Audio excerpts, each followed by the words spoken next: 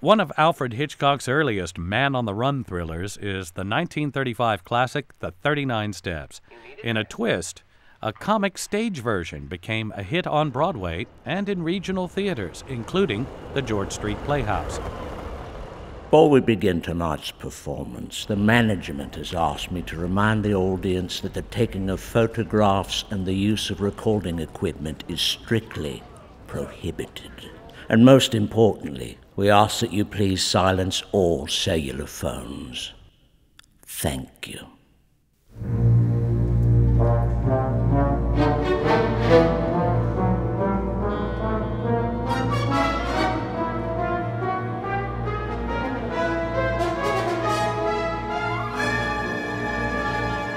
The director was part of the Broadway production and a longtime Hitchcock fan. I remember seeing this movie when I was 10 years old. My dad took me to Theater 80 St. Mark's downtown in New York. And it was a double feature on a very rainy Saturday afternoon with The Lady Vanishes.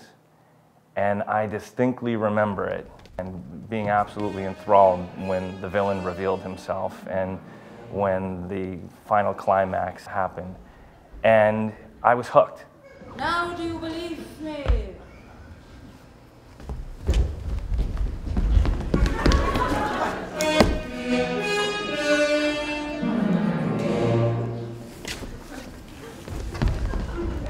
You win!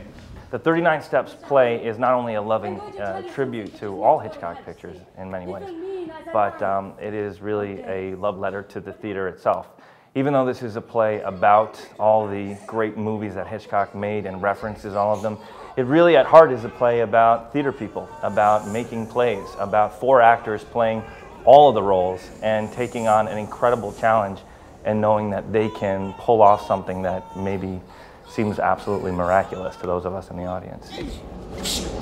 Grab him, man!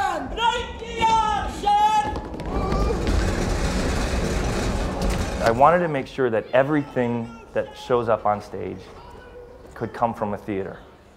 So any piece of furniture or prop or anything should look like maybe this group of actors, this theatrical troupe, has shown up and used exactly what's on hand. So everything I think, is used more than once, and it transforms into something else. I've been lucky enough in my life, I've met a number of people who worked with Hitchcock. And occasionally I would ask them, I'd say, hey, could you just tell me, give me an anecdote? What was it like working with Alfred Hitchcock? And a lot of people said, well, it was strange, or he didn't talk to me, or he would just say, move to the left, and that's all I got from him. But the more you read about him and the more you study his films, I always come back to this sort of great quote he had. Eventually he would just say, it's only a movie. And he might look at all of us paying homage to him and get a great chuckle and say, it's only a play. But I think he'd think it was a pretty good play.